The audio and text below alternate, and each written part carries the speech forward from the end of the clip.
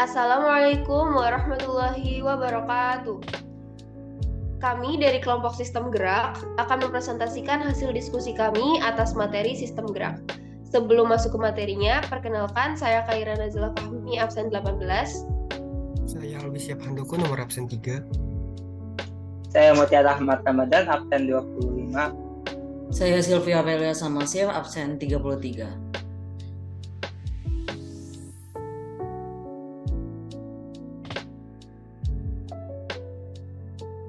Oke, kita bahas yang pertama, yaitu sistem gerak. Sistem gerak dibagi menjadi 3, yaitu gerak aktif, gerak pasif, serta kelainannya.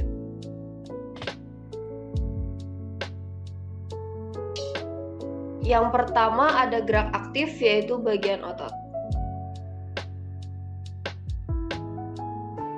Fungsi dan bagian otot. Fungsi dari otot sendiri itu adalah alat gerak aktif, tempat menyimpan cadangan makanan atau glikogen, dan melindungi tubuh dari benturan benda keras. Sedangkan bagian-bagian otot itu sendiri terdiri atas tendon atau urat, ventricle atau empal otot, origo, dan juga insersio. Jenis otot itu ada dari berdasarkan struktur, fisiologis, dan juga berdasarkan warna. Dari berdasarkan struktur, otot dibagi menjadi 3, yaitu otot polos, otot rangka, dan juga otot jantung. Sedangkan berdasarkan fisiologis, ada otot sadar atau volunteer, otot tidak sadar atau involunteer. Berdasarkan warna, ada otot putih, otot merah, dan otot intermediate.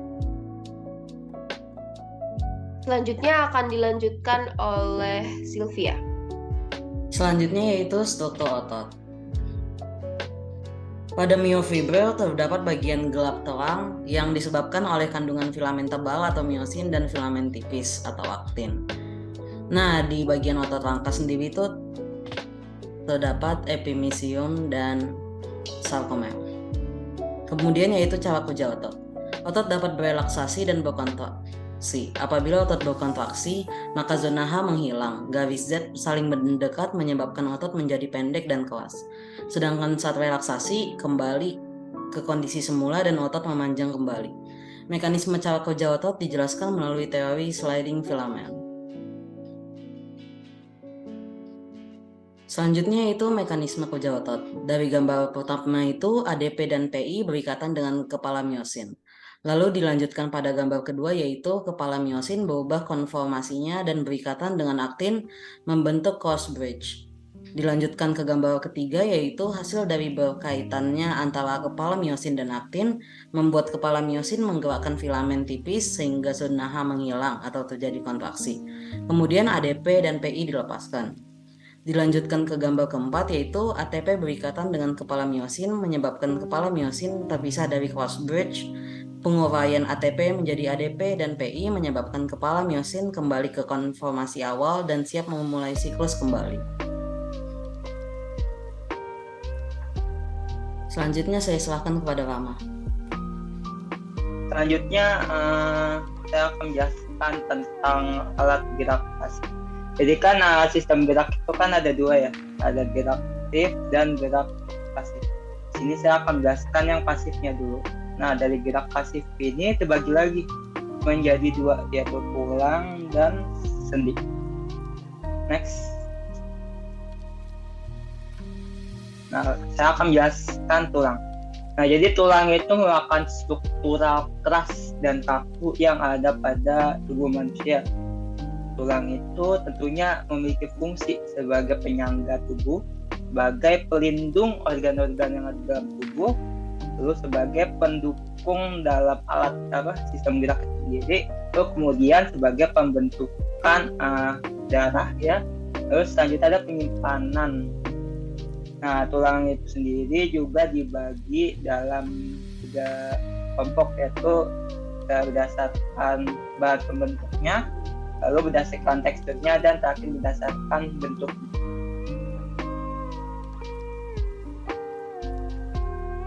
Yang pertama, berdasarkan bahan pembentuknya.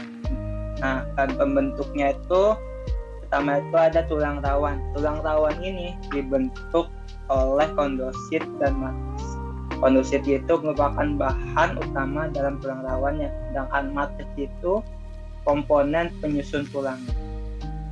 Nah, tulang rawan ini pada anak-anak kondusitnya lebih banyak daripada matriksnya, jadi dia lebih lentur. Selanjutnya pada anak-anak itu tulang rawannya itu lebih banyak di mesenkim, sedangkan orang dewasa tulang rawannya itu berasal dari perikondrium. Nah, di tulang rawan ini ada 3 jenisnya. Yang pertama itu ada tulang rawan hialin. Tulang rawan hialin ini merupakan tulang rawan yang atisnya itu transparan. Nah, untuk contohnya itu ada di hidung, sendi gerak, lalu ujung tulang rusuk. Selanjutnya ada tulang rawan fibrosa. Fibrosa ini matriksnya itu dia fibrosa itu kan serabut ya, jadi serabut kolagen yang dia lebih keras daripada hialin. Untuk contohnya itu ada di ruas tulang belakang dan lutut. Terus yang ketiga itu ada tulang rawan elastis. Nah, ini serabutnya itu dia lebih elastis dan contohnya itu dia ada di telinga, cuping hidung, dan epiglotis. Selanjutnya ada tulang keras. Tulang keras ini itu bahan pembentuknya itu adalah osteosit. Osteosit ini merupakan bahan yang bikin tulang itu keras, dan matriks itu bahan pembentuk tulang itu. Tulang keras itu awalnya itu merupakan tulang rawan yang mengalami osifikasi, yaitu pertumbuhan dari tulang itu sendiri. Dia ini mengandung sedikit kolagen dan mengandung banyak kalsium dan fosfor, karena kalsium fosfor ini yang membuat tulang itu menjadi keras dan kaku. Next. Lalu yang kedua itu berdasarkan teksturnya. Teksturnya itu ada yang kompak, ada yang spons. Dimana kompak itu dia itu teksturnya padat dan lebih rapat gitu lah. Untuk contohnya itu di lapisan luar tulang panjang. Nah, jika di gambar ini, gambar kanan ini, dia tuh yang ada di tengah-tengahnya tuh, di lapis luarnya, itu yang kompak. Lalu ada yang teksturnya kayak spons, di mana spons itu dia akan berongga ya. Nah, untuk contoh itu ada di ujung-ujung tulang ini, yaitu di ujung atas dan ujung bawah ya. Contoh itu di tulang tengkorak dan ujung tulang panjang. Next. So, yang terakhir itu berdasarkan bentuknya. Yang bentuk pertama itu ada bentuk tulang pendek. Bentuknya kayak gimana sih? Nah, bentuk tulang pendek itu dia kayak silinder kecil. Terus dia itu berisi sumsum tulang merah. Nah, ini biasanya ditemukan pada pergelangan tangan dan ruas tulang punggung. Akan kalian tahu nih, pergelangan tangan itu kan kayak ada antara tulang jari ya dengan tulang kasta, itu kayak ada tulang ukurannya sangat pendek, itulah tulang pendek.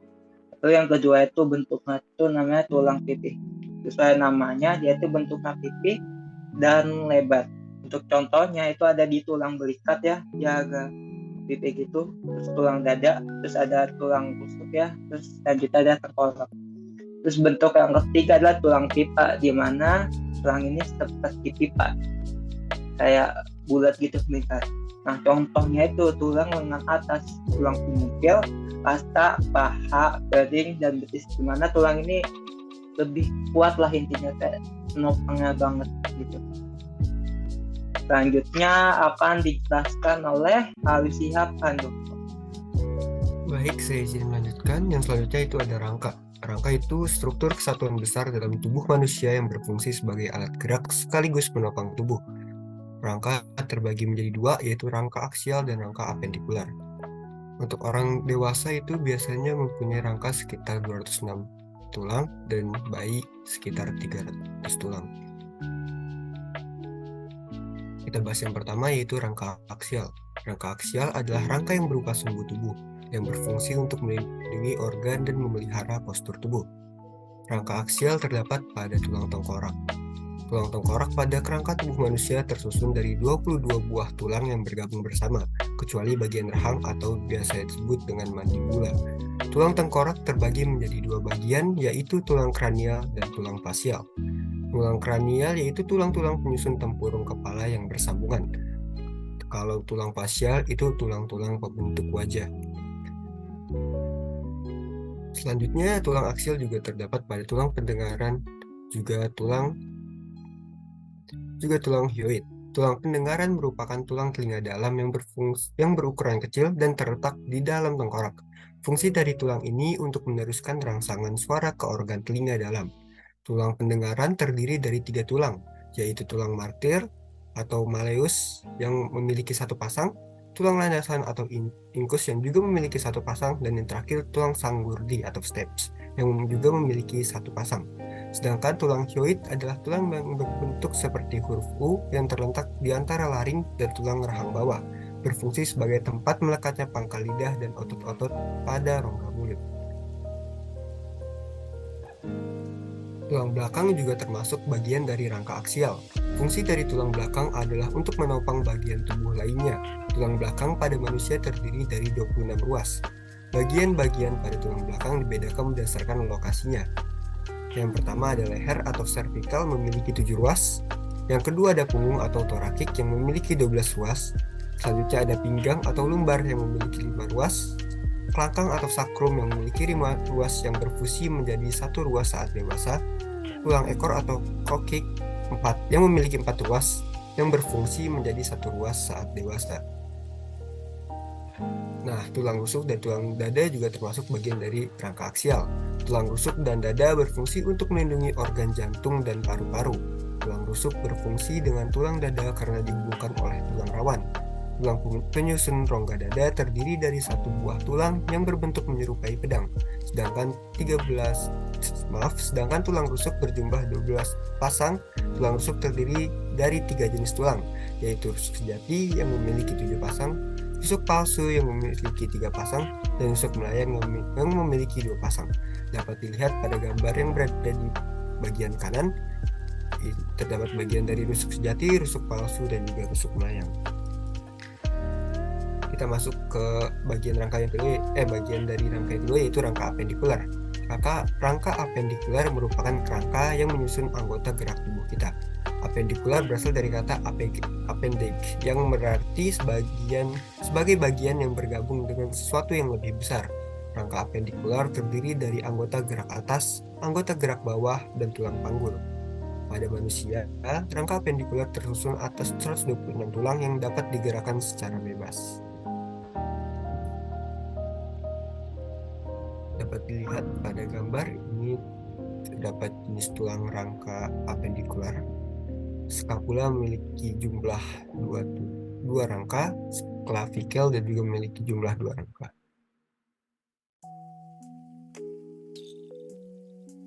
Lalu pada alat gerak atas terdapat humerus berjumlah 2, radius juga berjumlah 2, dan ulna berjumlah 2. Selanjutnya ada carpos yang berjumlah 16 rangka, metacarpos terdapat 10 rangka, dan phalanges terdapat 28 rangka. Selanjutnya ada pada bagian alat gerak bawah terdapat femur, tibia, fibula, patella, tarsal, metatarsal, dan phalanges. Berikutnya bagian pada tulang panggul terdapat jenis tulang koksal atau tulang panggul berjumlah 2. Selain rangka aksial, tubuh juga tersusun atas rangka apendikular yang memiliki total 126 tulang. Tulang yang tergolong sebagai rangka apendikular antara lain tulang lengan bagian atas, kaki bagian bawah, gelang bahu atau girdle pectoral, dan gelang pinggul atau girdle pelvis. Bagian atas tubuh manusia memiliki 30 tulang yang tersusun atas tulang-tulang sebagai berikut. Yang pertama humerus, tulang panjang lengan atas, radius, salah satu dari 2 tulang lengan bawah yang berada di sisi ibu jari, ulna, tulang panjang kedua lengan bawah yang terletak di sisi jari kelingking, carper atau carpal, yaitu 8 tulang berkelompok di daerah pergelangan tangan, dan metacarpal, 5 tulang di area tengah tangan palang, 14 tulang yang menyusun jari. Sedangkan bagian bawah tubuh terdiri dari rangka apendikular yang berjumlah 30 tulang, tersusun atas tulang-tulang berikut. Yang pertama ada femur, tulang besar di kaki bagian bawah, tibia, tulang utama tungkai bawah yang membentuk tulang kering, fibula, tulang kedua pada tungkai bawah yang berada di tungkai bagian luar, patella, tulang tempurung lutut, tarsal, 7 tulang yang menyusun pergelangan kaki, metatarsal, 5 tulang yang menyusun area tengah kaki, falang, 14 tulang yang menyusun jari-jari kaki. Bagian dari rangka apendikular yang menjadi tempat menempelnya tulang dari rangka aksial disebut gelang bahu atau girdle pectoral, terdiri atas tulang klavikula atau tulang selangka dan skapula atau tulang belikat, yang masing-masing berjumlah 2 tulang, dan terdapat 1 di setiap lengannya. Girdle pelvis atau gelang pinggul adalah tempat kaki menempel pada rangka aksial. Girdle pada rangka apendikular ini terdiri dari 2 tulang pinggul, 1 untuk setiap kakinya, yang masing-masing terdiri atas 2 bagian, yaitu ilium, ischium, dan pubis. Ilium yaitu bagian atas dari setiap tulang pinggul. Ischium yaitu tulang melengkung yang menyusun dasar setiap tulang pinggul, dan pubis adalah tulang yang terletak di bagian depan tulang pinggul atau dikenal sebagai tulang kemaluan. Selanjutnya bagian sendi akan dijelaskan oleh Kaira. Oke, bagian 2 yaitu bagian sendi. Manusia itu memiliki lebih dari 200 tulang yang saling berhubungan. Sedangkan hubungan ini disebut persendian atau artikulasi, atau dalam bahasa lain bisa disebut juga artikulasio. Fungsi sendi sendiri adalah menghubungkan tulang, memberi struktur, serta membantu otot menggerakkan tulang. Oke, kita masuk ke struktur sendi. Bisa dilihat di gambar sebelah kanan itu ada sumsum tulang kuning, periostum, tulang spons, tulang kompak, ligamen, membran sinovial, rongga sendi, tulang rawan artikular, dan pembungkus sendi. Kita bahas. Yang pertama ada periostum, membran fibrosa padat yang menutupi permukaan tulang. Selanjutnya ada ligamen, yaitu jaringan ikat yang menghubungkan tulang. Membran sinovial, yaitu membran yang melapisi sendi sinovial. Dan yang terakhir ada tulang rawan artikular atau bantalan tulang.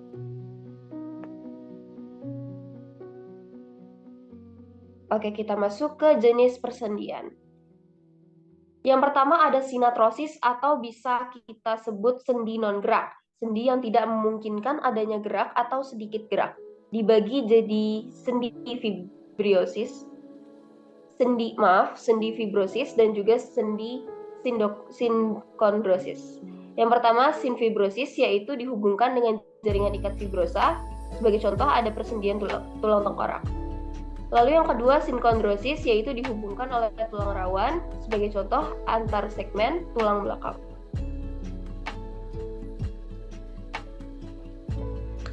Yang kedua ada sendi amfiatrosis atau sendi dengan gerak yang terbatas. Persendian yang dihubungkan oleh jaringan tulang rawan sehingga memungkinkan terjadinya sedikit gerakan dibagi menjadi: pertama, sindesmosis, yaitu sendi yang dihubungkan oleh jaringan ikat rambut dan ligamen. Contoh, persendian selang fibula dan tibia. Yang kedua ada simfisis, yaitu sendi yang dihubungkan oleh jaringan tulang rawan yang benar wujud seperti cakram. Contohnya, hubungan selang ruas-ruas tulang belakang.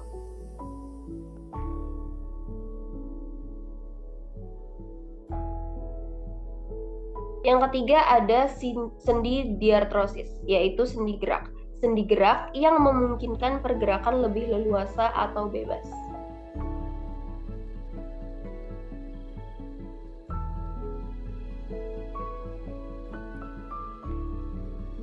Tadi kita sempat bahas sendi diartrosis kan, dan ini salah satu perinciannya. Yang pertama ada sendi peluru atau gerakan ke segala arah. Sebagai contoh antar tulang belikat dan tulang lengan. Lalu yang kedua ada sendi engsel dengan gerakan membuka atau menutup dari satu arah. Contohnya sendi siku dan sendi lutut. Lalu ada sendi pelana dengan gerakan kedua arah. Contohnya antara pergelangan tangan dengan pangkal ibu jari. Lalu selanjutnya ada sendi putar, dapat bergerak memutar. Contohnya antara tulang atlas dan tengkorak. Selanjutnya ada sendi geser dengan gerakan menggeser antar tulang. Contoh sendi pada pergelangan tangan. Terakhir ada sendi gulung, yaitu gerakan rotasi pada poros. Sebagai contoh antara jari dan telapak tangan.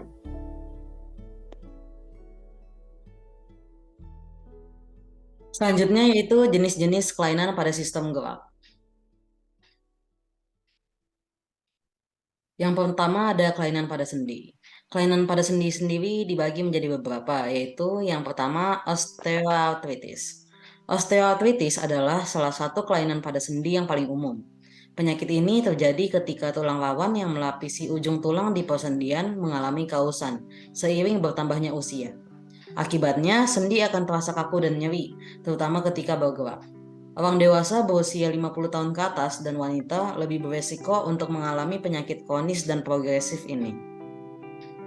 Yang kedua yaitu rheumatoid arthritis.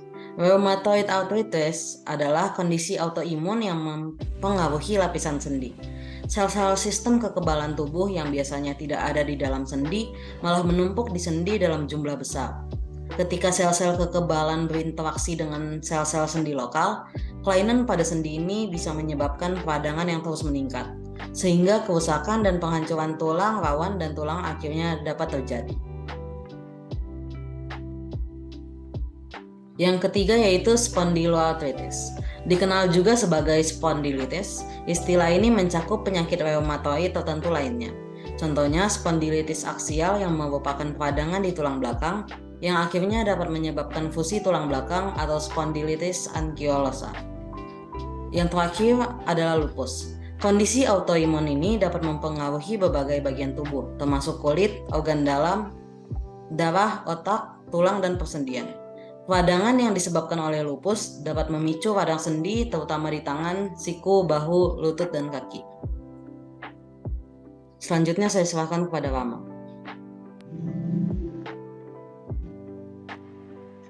Selanjutnya saya akan menjelaskan kelainan untuk tulangnya. Yang pertama itu di sini ada rakitis dan osteopalasia. Rakitis adalah suatu kondisi yang mempengaruhi perkembangan tulang pada anak, sementara pada orang dewasa rakitis dikenal dengan istilah osteomalacia yaitu otot tulang. Jadi rakitis ini sebenarnya tuh kayak dimana keadaan tulang kita tuh bengkok gitu. Teman-teman kan kayak pernah lihat ada orang yang tulangnya tuh bentuk O, ada orang juga yang tulangnya bentuk X kayak agak bengkok itu keluar. Itu akan salah satu orang yang punya rakitis. Gimana dia itu kayak cara tampilnya kayak agak kurang normal, tapi itu sebenarnya tidak terlalu mengganggu kesehatannya dia, lebih ke ganggu di penampilannya dirinya dia. Nah itu kenapa bisa jadi kayak gitu. Nah ini disebabkan karena rusaknya selaput tulang sehingga makanan itu tidak sampai pada tulang itu sendiri. Terus selanjutnya ada yang kedua itu ada infeksi tulang atau disebut dengan osteomyelitis. Osteomyelitis adalah peradangan pada tulang yang umumnya disebabkan oleh infeksi bakteri.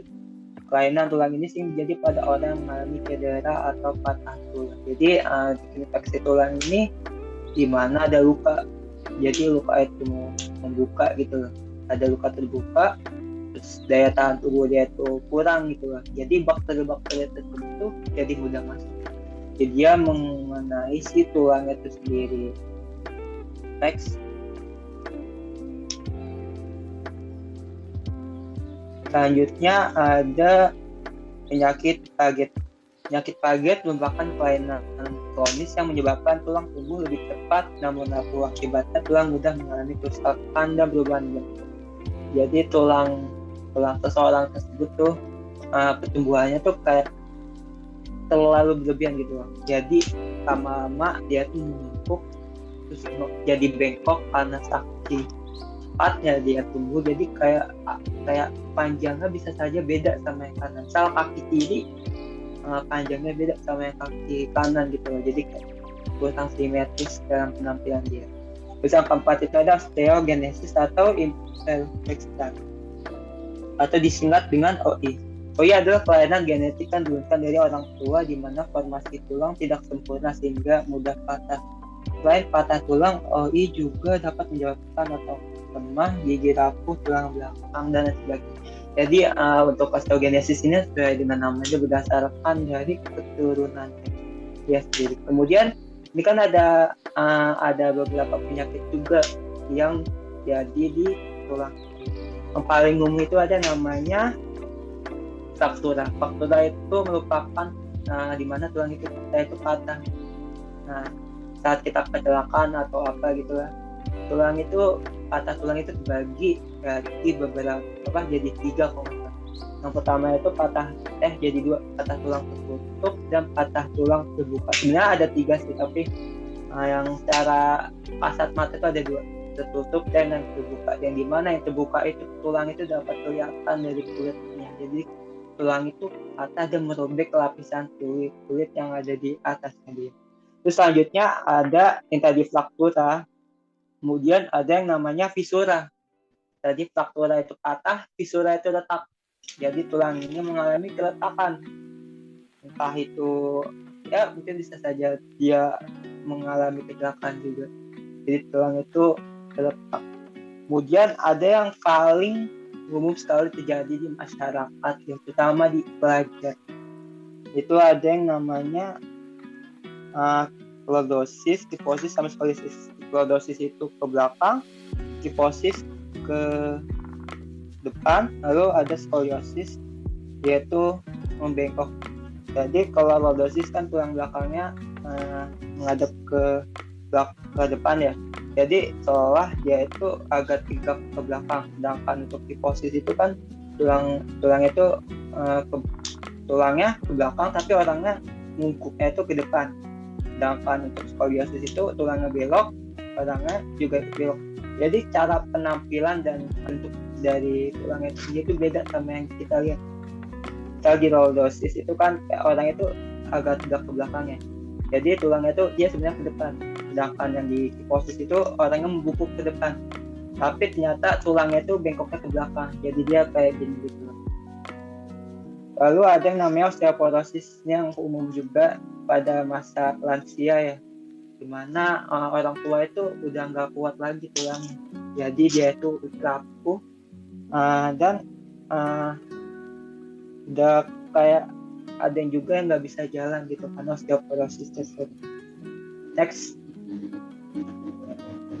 Selanjutnya ada kelainan pada otot yang akan dibacakan oleh Alwi.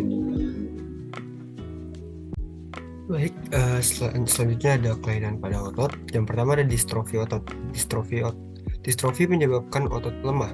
Gangguan ini bersifat genetik alias turunan dari orang tua ke anak. Penyebabnya adalah mutasi gen yang berperan menjalani fungsi dan pembentukan struktur otot.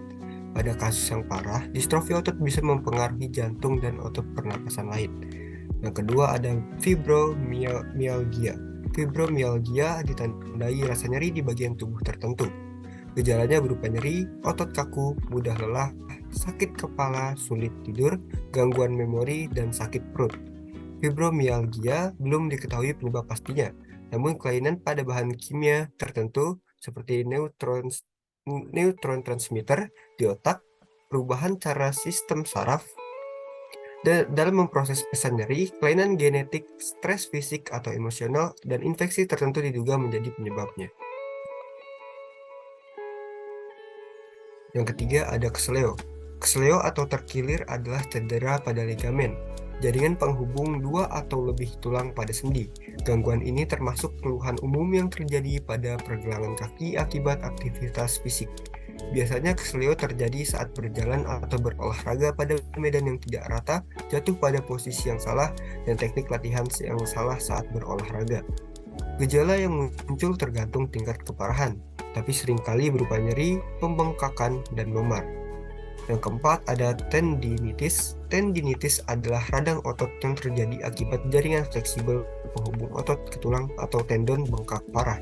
Gangguan ini biasanya terjadi di pergelangan tangan, pergelangan kaki, siku, bahu, dan lutut. Yang kelima ada myositis. Myositis adalah peradangan jaringan otot yang disebabkan karena cedera infeksi dan penyakit autoimun. Gejalanya berupa otot lemah, muncul ruam kulit, mudah lelah saat berdiri atau berjalan, sering terjatuh, sulit bernafas, dan sulit menelan atau disfagia. Sekian presentasi dari kelompok kami. Mohon maaf apabila ada kata-kata yang kurang selama kita melakukan presentasi. Wassalamualaikum warahmatullahi wabarakatuh.